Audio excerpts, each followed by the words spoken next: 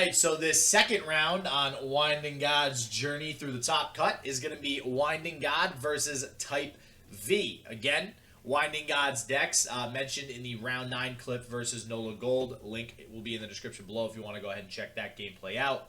TypeV was running a pretty typical lineup. We had some Ez Karma. We had some Misfortune Lucian Bannerman. Pretty interesting deck. And good old Darrowing with Draven, which we do start to see come out a lot here in the finals. So obviously, that deck was pretty OP. It was able to make it into a lot of the top cut decks. All the links and the good stuff be in the description below. If you're new, don't forget to sub to the channel, like the video, and top 4, here we come.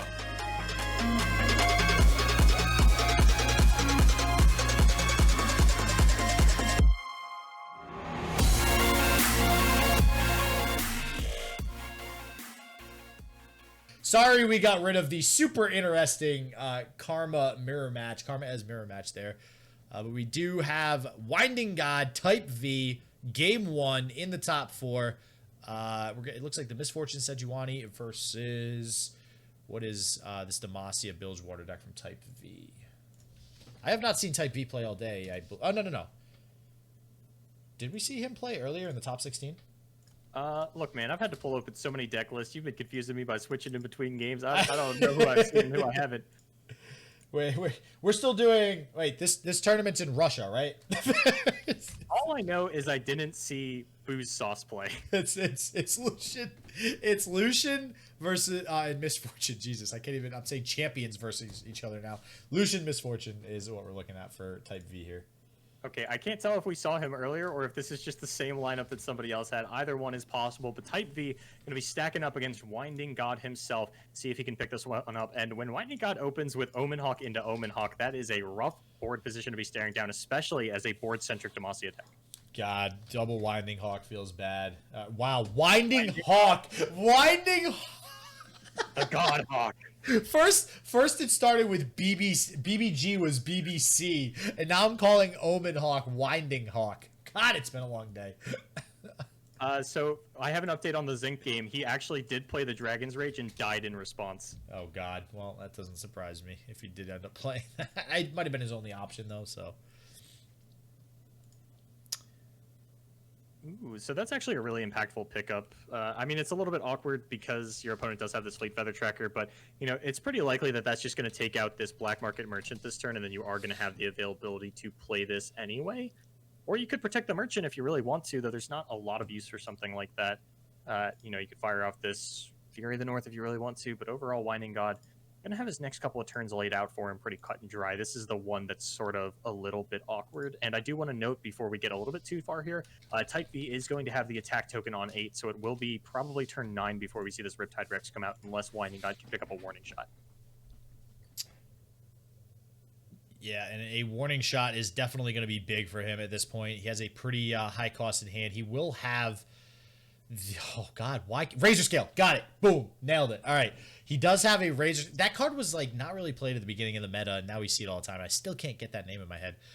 He does have the Razor Scale for turn 5, so that is going to feel pretty good. And there's the warning shot. Suddenly, this is looking like a much better hand for WindingGod. I feel like the Misfortune Sejuani also has the advantage in this matchup, right? Yeah, I would say so. You know, it is a board-centric deck that's pretty light on removal. If you can just get a leveled Sejuani, then you're never going to take damage again. Riptide Rex just tears through your opponent's board. Let's check how many Ranger's Resolve TypeV is running. It is 2. That is sort of the one answer that you have to the Riptide Rex. And something that I kind of wanted to touch on is, while we don't see the Make It Rain out of WindingGod anymore, because, you know, it is a pretty lackluster removal spell. Let's be honest with ourselves. The one damage is not getting a lot done in a format like this with Crimson Disciple running anywhere. But one of the advantages that it did have is that banking 3 spell mana going into turn 8 meant that it was another activator for your off-turn Riptides, which is something that we've seen WindingGod kind of struggle to get activated, relying solely on Warning Shot and the Warning Shots created off Yordle Grifters. It's not going to be a problem this game, but it is something that we saw play against him in a couple of other matches.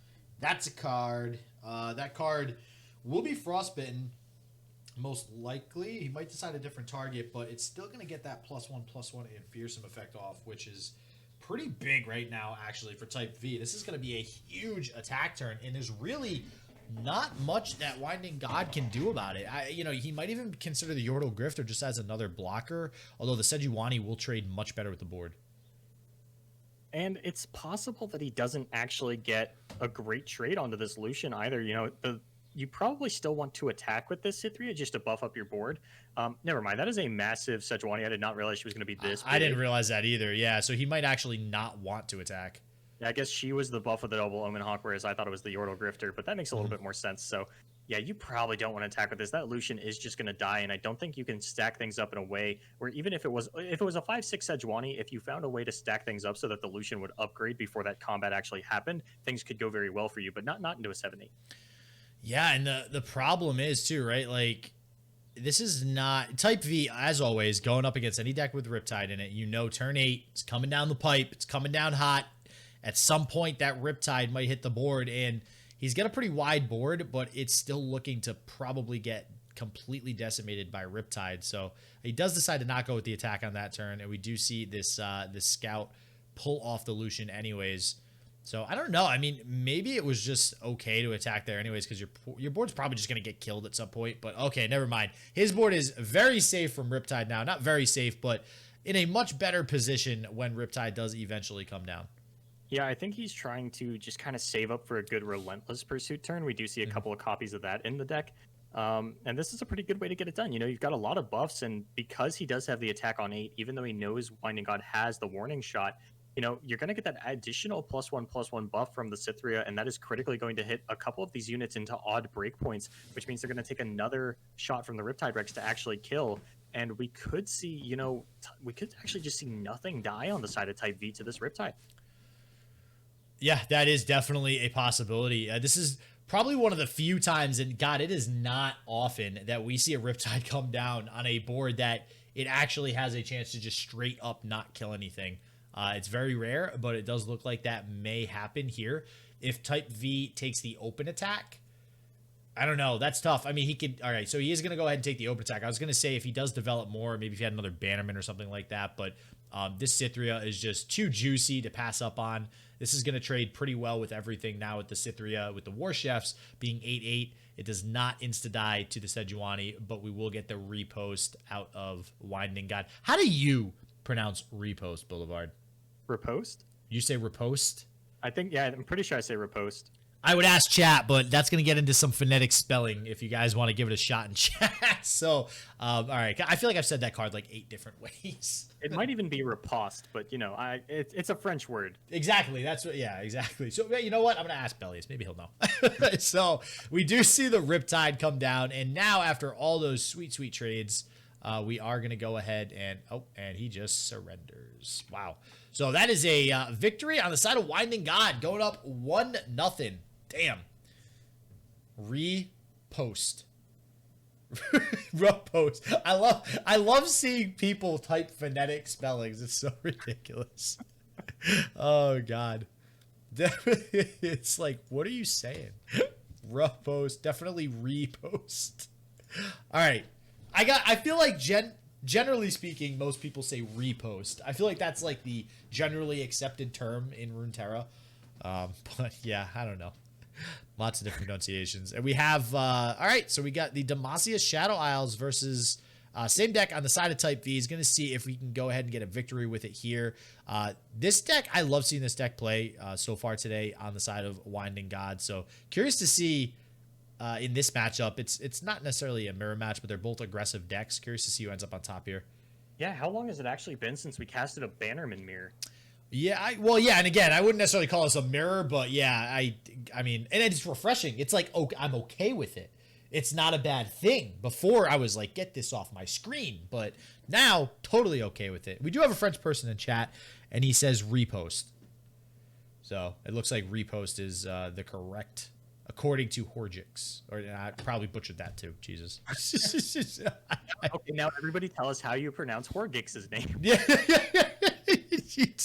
On to the next word. We can do this all day. So a couple critical differences coming out of these decks because they are really similar in builds. You know, up through like the 2-drops, we're just seeing all the same cards. Winding God coming out with 3 Concerted Strike as opposed to the reposts of... I'm very self-conscious about the way I pronounce that word now. And Type V actually coming in with one copy of Great Horn Companion. Wait, Type V is? Yeah. Really? That is an interesting decision. I have seen people like tech it here and there, but I don't know. It's not necessarily a bad card, but I feel like there's better options. Like he could have even put like another repost in there, repost, whatever, or Rangers Resolve or something. It is an additional scout because you are playing this Lucian Misfortune kind of aggro list. You know, it is, you don't want to load up on Island Navigators or these Bilgewater Scouts to miss your Allegiance procs. That's something that we've seen bite players in the ass a lot over the last couple of weeks, is the Allegiance coming in. A very unique mechanic to Runeterra that I've seen. You know, it's really interesting to see, like we saw Ghoster Driver pick up 2 tournaments in a row playing a triple Allegiance sort of lineup, and just watching that one mechanic that I think is unique to Runeterra play out big for these players is, you know, really interesting.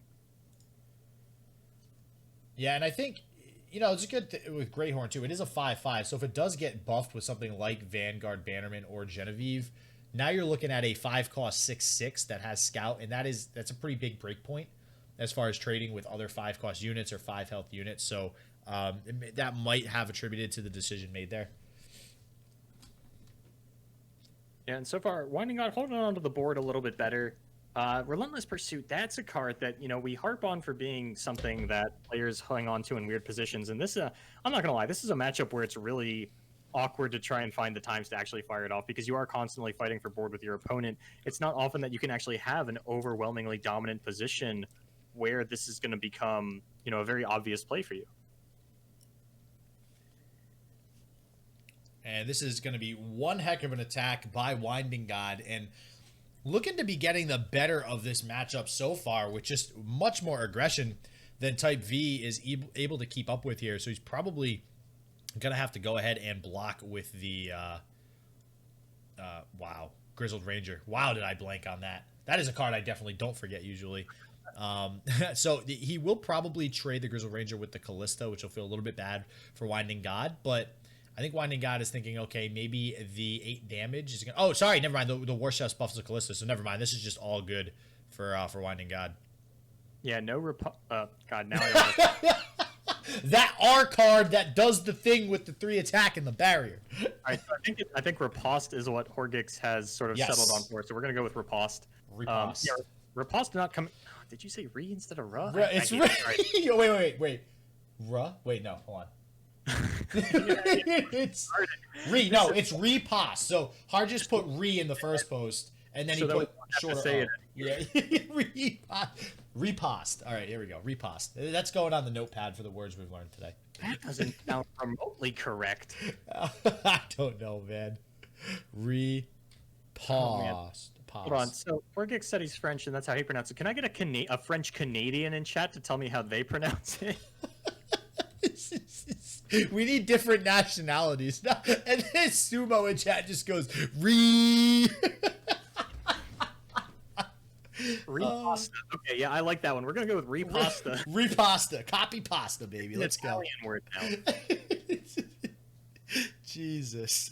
All right, we got... What's going on? What's going on with this game? All right. 150 people are watching us argue over the pronunciation of the card name, and that's how they chose to be entertained on this Sunday night. But it's entertaining. Are you not entertained? Oh my god, man. All right, here we go. So far, WindingGod done a phenomenal job of kind of controlling the board in this matchup, and now with the double Relentless Pursuit, it's a little bit more awkward as well. Like, it's hard enough to find the timing to fire off one of these, especially when you're consistently committing mana to units. And Type V is actually hanging on to the card advantage in his hand, not so much on the board. I think these players are actually just straight up even 7 cards to 7 cards.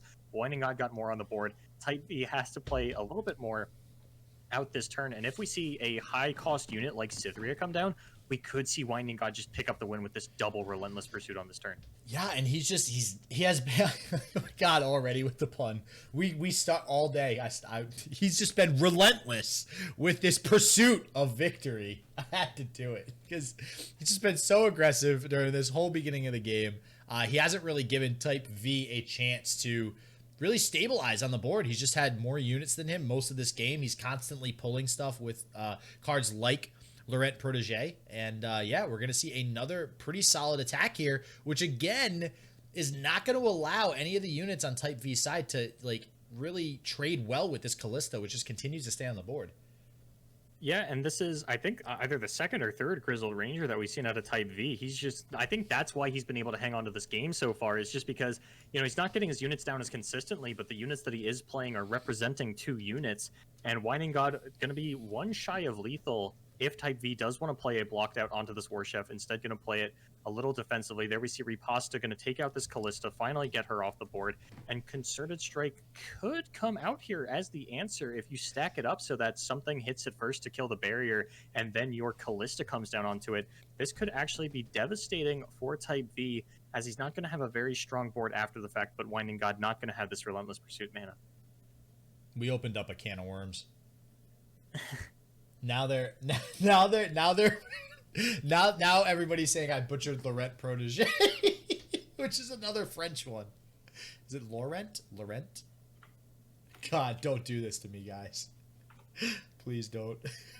It's Lauren. Jesus Christ. We're just gonna go through every card of the game now. How do you pronounce this? The Relentless Pursuit, that one we know how to pronounce, is coming out.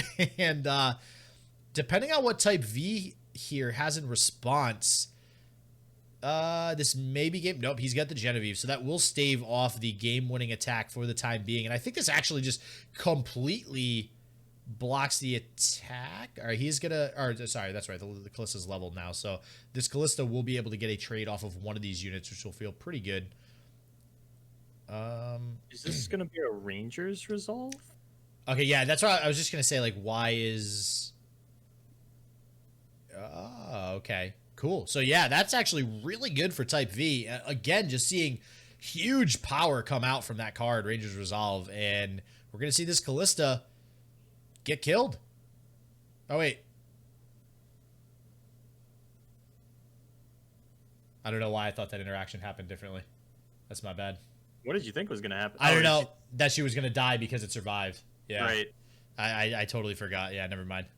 Never mind. Don't pay attention to me, guys. Oh, it turns out you pronounced Relentless Pursuit wrong as well. Chat is saying that it is pronounced Get Clapped, Son. Get clapped, son. You know what? I'll be on board with that. I'll admit to that error. So does WindingGod basically just win here? If Type V goes for these all-out attacks, then WindingGod can just play the Callista and Relentless Pursuit attack. You know, this War Chef is going to be the only blocker left on the side of Type V, and then Callista, you know, you just go for the open attack on the following turn. Yeah, and it does look like Type V is kind of clawing his way back into this a little bit, but I do think you're right here. Depending on what he decides to do, this Callista might just be game, plus he's got the Relentless Pursuit. So it's really going to depend on what type of trades he's willing to take here on this next attack if he does decide to attack. I think, yeah, you have to challenge the Badger Bear and War Chef buff up this other one so that nothing can actually die to the War Chef on the side of WindingGod. Mm-hmm. I don't think that makes too much of a difference, though. I think, you know, WindingGod is still just going to be more than happy to throw down this Callista and the Relentless Pursuit. And Type V feels like he can't, you know, sort of miss out on this damage this turn, is going to have to go for this. But this does mean that the Genevieve is actually going to be the one to survive, although that really doesn't impact anything, I believe. In fact, WindingGod's still going to be able to keep this Badger Bear alive. I'm not sure necessarily that the Callista Relentless Pursuit comes out this turn, but I think that's probably your best bet for it. Everything is going to be weak enough to die to this Badger Bear. Wait, does he just win if he blocks? Yeah, he just wins if he blocks like this, I think. Wait, Well, no. there's going to be 2 blockers on the side of Type V, who is going to lose at least one of his units, and then will lose another one to the open attack. So I think in the long game, WindingGod does win, but I don't think he's got lethal just yet.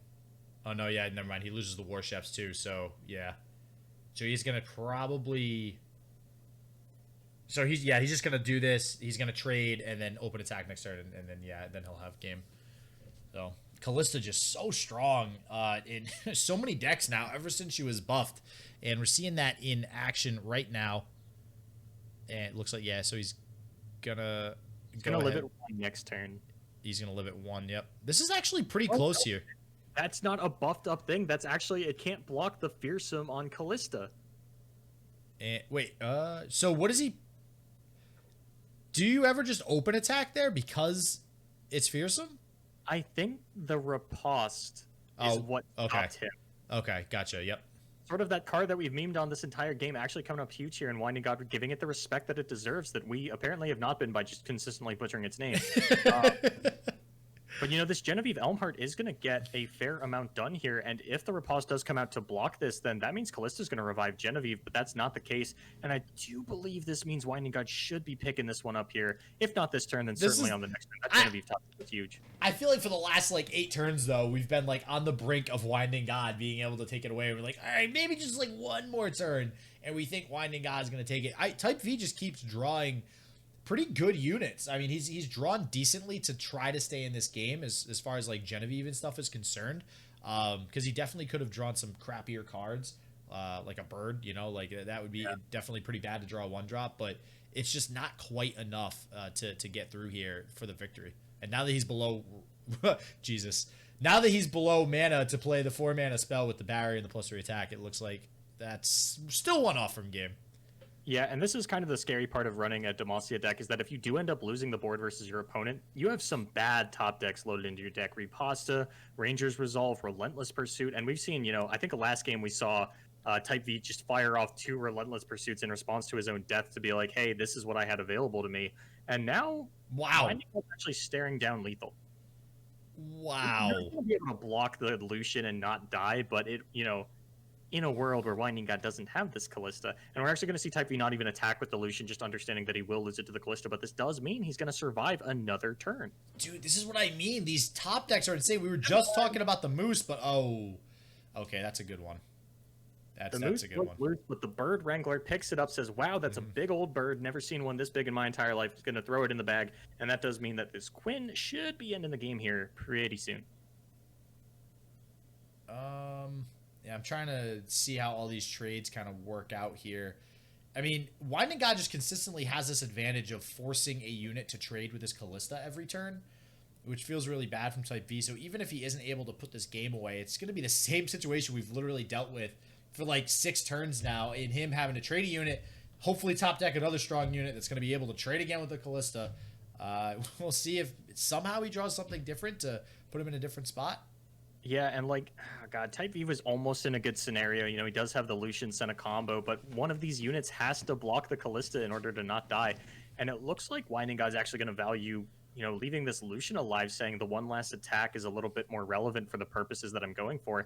And that's actually, you know, kind of a scary play. This is you know, considering how this game was going in the beginning, it looked very much in favor of WindingGod, but now we're looking at 3 health on the side of WindingGod and 1 health on the side of TypeV. This is as close as they get. We're looking at a top deck situation as well. This is a little bit scary because now...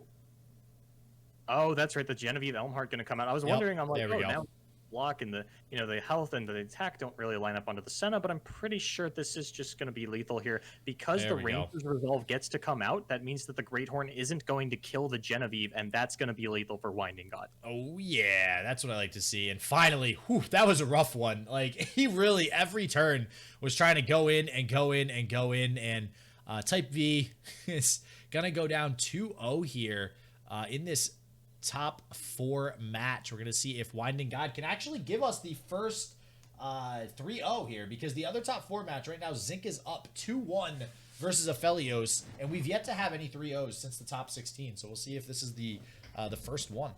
Did I close my Smash.gg tab? Apparently I did. Uh-oh. There were so many deck lists, I was just closing them at rapid fire trying to get the next ones up, but it's not a problem. Let me just take a look at this here little bracket. 2-0. Gonna update this match score for you guys, and God, I really wish we never talked about how to pronounce. Jesus, now my whole entire English vocabulary is gonna get attacked. Really wish we never brought that up. Can of worms. Yeah, I feel like I pronounce. Earlier on, you said we're the you know, the cast where you get to learn new words and vocabulary and grammar. And now here we are getting taken to school by Twitch chat. Well, I mean, they clearly, listen, like you said, I believe everything I see online. I mean, I don't know about you, but these people seem to know what they're talking about. What a trustworthy little group of people we got here. Oh, man. Okay, so now we do have this mirror match. So WindingGod, as always, putting his own unique little twists on decks, not running any Eye of the Dragon in his Karma Ezreal. is instead just going for Chempunk, Pickpocket, Shadow Assassin, and Chump Wump. On the side of Type V, we see the little bit more standard. We see the Claws, we see the Eye, we see the Yone. What card was he not running that Winding God's running? Chempunk, Pickpocket, that's the one that he cut out of it. Yeah, I'm taking a look at these deck lists right now. We got Type V, does have the Eye of the Dragon. Looks like he's playing one Yone. Yeah, no Yone as well, like you said, on the side of Winding God. Looks like he's playing 2 Get Excited and 1 Retreat and 1 Key Guardian. We're seeing a lot more Key Guardians and Retreats played than we have in the past when Ezreal Karma was popular previously. It does look like Retreat is also in Type V's deck, but no Key Guardians present. Also, no Spirit's Refuge on the side of Winding God. I'm curious to see how some of the aggro matchups might have went earlier in the day. Okay, so Type V, we did see somebody main decking Spirit's Refuge a little bit earlier on. I think it was Type V, so that makes a little bit more sense. I could have sworn that we had seen one, but it could have been randomly created. I wasn't totally sure. And now we're going to see Type V get started off with this Eye of the Dragon, going to be responded to by an Ezreal.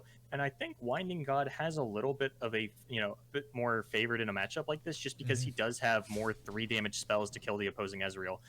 Right now, Type V, without any Get Exciteds in the deck, it's going to take 2 cards to actually get this Ezreal off the board. Yeah, he's also no Claws of the Dragon. It's just like a much more spell-heavy deck, and yeah, I got to agree. I got to give the advantage to Winding God here as far as this mirror match is concerned.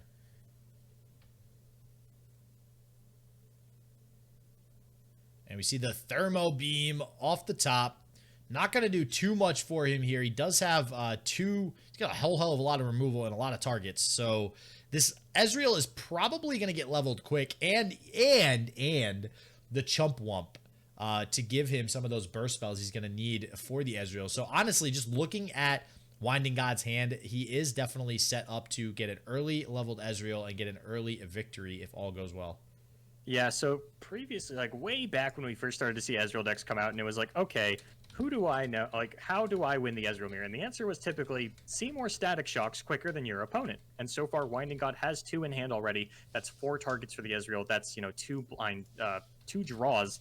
That's the word for it. And it looks like we're just going to see a Chump Wump offered up onto a Chump Wump. Could even see the Mystic Shot to take out this Dragon as well, but that would mean that the Static Shocks aren't going to be as impactful in terms of targeting. So we're going to see the Chump Wump block the other one here. The Ezreal's probably just going to chill in the backline for a little bit, and we do see the removal start to come out from the side of Winding God, get some of those targets going on the Ezreal. Yeah, this is going to be... This should definitely be an interesting game, to be sure. I mean, it doesn't look like anybody has a clear advantage as of yet. Like I said, we do have the early Ezreal and a lot of targets on the side of Winding God, but curious to see how this plays out over the next couple of turns. Yeah, I mean, so the Shroom backup plan is something that we've seen swing Ezreal mirrors before. If you could just like play a couple of Chump Wumps, throw down that Karma, throw 40 mushrooms into your opponent's deck, you've got a pretty good shot at winning, especially because, Progress Day and Rummage and Deep Meditation are historically cards that have been pretty pivotal in, maintaining your gas. And if you can punish your opponent for getting those draws, you're going to feel a lot better about your chances. Also, Winding God has, I like the Get Excited in this deck. I'm not going to lie. I do like the Get Excited because I feel like there have been a couple of times where I'm playing this deck, my opponent's at 20, and I'm like, oh no, boo-hoo, I haven't found my Ezreal. Oh, look, I have Karma, 2 Get Excited, and 2 Mystic Shot. That's 20 damage, 8 spells on the stack. There's nothing you can do about that. Thanks for playing. I will take my W and go home. And we do see... All right, so we're sitting on 4 mana over here. Looks like Winding God is going to go ahead and pass back over to Type V. Going down to 3 spell mana, gonna pass back over to Winding God, and I imagine we're just gonna get another pass to end the turn. He could also opt to take the same route that Type V has taken and play one of these mushrooms, but it looks like he wants to save those to possibly get off an early Ezreal. Yeah, and he's got, good Static Shock targets now in these 2 Dragonlings, so he is going to get those to play into him. Even if Type V has the Deny, we do have that second Static Shock, and I'd mentioned a little bit earlier, every point of damage that you get off in a matchup like this kind of feels like cheating, and we critically don't see Winding God block that 1 HP Eye of the Dragon, understanding that Type V struggles to find 3 damage combos, doesn't want to open up his Ezreal to a Mystic Shot. And we see the Deep Meditation come out too. Listen, if this Ezreal does level and Type V can't find an answer to this, we got a whole lot of burst spells about to come down from the side of Winding God. And we do see one Mushroom Cloud likely coming out to free up some hand space and potentially get a deep meditation off in the next turn or so. Hold on, this retreat was... Where did WindingGod get this retreat from? Oh, he main decks it. Okay, they both main deck a retreat, actually. I missed it on WindingGod's list because it's so much farther down than it is on the other list because of, you know, the spacing and the different spells that they play and things like that. All right, back over to WindingGod here. Drawing a Mystic Shot. God, the amount of targets he has. And it's, I mean, he might just get another attack through. I don't see why type V. He's got to have something in his hand to like not allow this Ezreal attack through. And okay, here we finally see the Mystic Shot, and it's gonna be stopped, recalled back to the hand. Feels bad. That's basically the exact situation that you want to happen on the side of WindingGod, and type V does not have the follow-up removal to prevent it. So now with another Static Shock, two Thermo Beams, and a Mystic Shot, I mean, he's got the spells he needs in hand to seal this out. Oh man, this is going to be interesting. I really am thinking WindingGod's going to be able to pull this out pretty quick, seeing all the targets he has in his hand. What are you thinking? Yeah, I mean, that seems pretty reasonable. And with this Static Shock, he's actually going to be able to finally take out one of the Eye of the Dragons. And that's what I was talking about. You know, these mushrooms playing up pretty big for WindingGod, who I think actually only threw 3 into his opponent's deck. But type V's drawn, I think, 3 mushrooms at this point, or he threw 5 into the deck, rather. Only 1 Puff Cap was thrown out. And so far, that's actually playing better for WindingGod than it is type V, who threw a few more shrooms into his deck. Wow. Okay, this is risky. Do you throw down your Ezreal again for the 1 mana, or do you respect the Thermogenic Beam? I think you gotta respect the Thermo Beam. Like, that's not worth the risk. You're getting it reduced by 2 mana. Like, is it worth saving 2 mana to lose your one and only? Or sorry, he does have 2 Ezreal, so I guess you could risk it. I mean, why not with 2 Ezreal, right?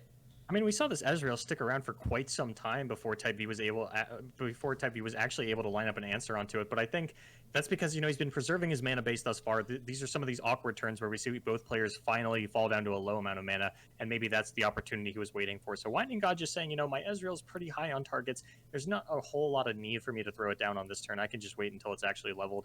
It looks like he's going to make a little bit of space in hand for this Chump Wump now. Yeah, and I do actually like him not play, because if the Ezreal did get killed, it's 1 less Mystic Shot he'll have, and if he is trying to go for this early leveled Ezreal for the early win, he is going to need as much removal as possible. Okay, and I like this out of WindingGod. So he plays the Ezreal to bait something out of type V so that he can actually get a safer Thermogenic Beam off onto his Karma. So just trading the Ezreal for the Karma at this point, I like this. I think this is really smart.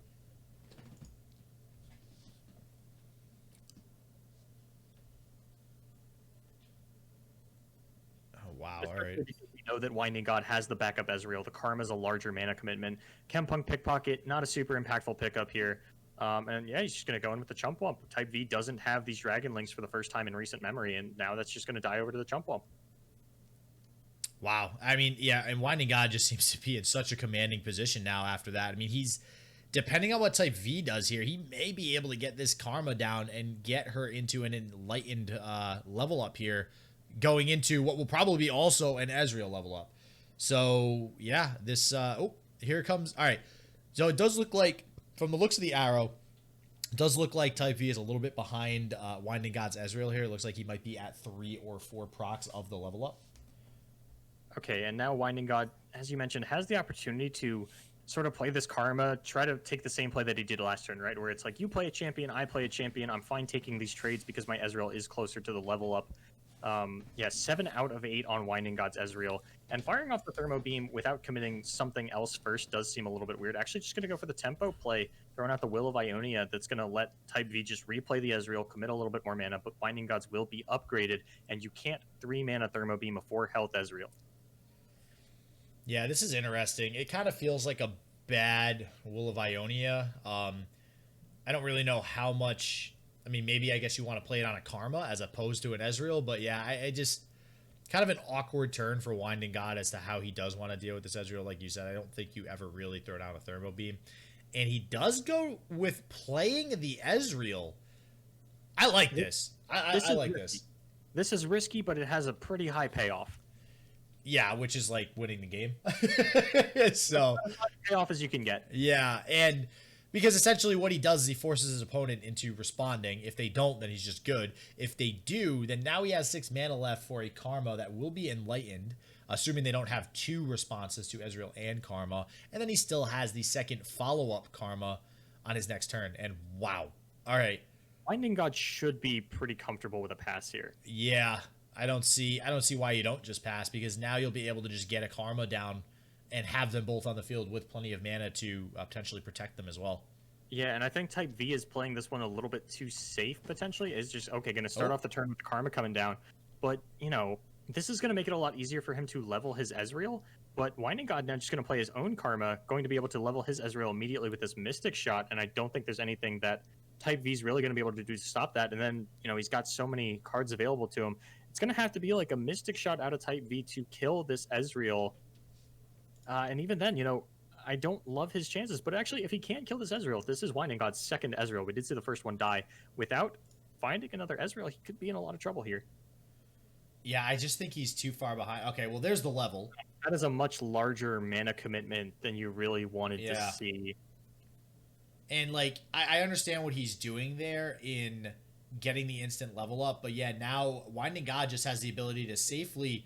That's not even an instant level. That's only going to be 7 out of 8. Oh, wow, he's that far... Wait, no. No. Oh, God. That's seriously 7 out of 8. That's ridiculous. I didn't think it was that far behind. Oh, my God. All right, well, he's not even going to level up, so I think that this game might just be... All right, well, he does draw 4, but I just think not having the Karma on the field, now WindingGod has Karma, has Ezreal, has the spells. Okay, he does draw into the... Wow, okay. This is interesting.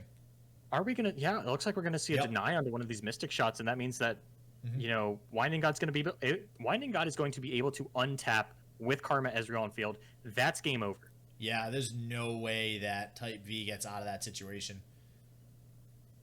And we're going to see here in a second. I mean, when you have even just one deep meditation with Karma on the field just feels so backbreaking.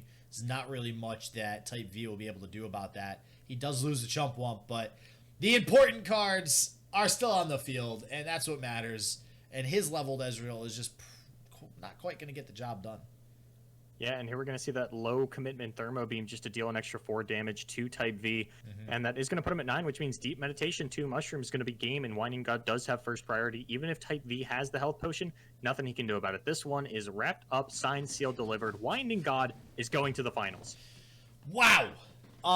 Can we just... Wow. WindingGod, man. No way. This is insane. We see him in another finals. This guy just... God... He is just absolutely amazing at playing card games. I gotta say. You know, you're talking about, you know, that we haven't seen any 3-0 since the top 16. WindingGod shutting you right up, getting a 3-0 here in the top 4. He heard me, man. He heard me, and he did it. He took him out 3-0, Type V. All right, guys, you know what that means? Only one more left, the finals. So don't forget to tune in when that goes live. But as always, stay healthy, stay positive. I hope shit works for you. Peace out.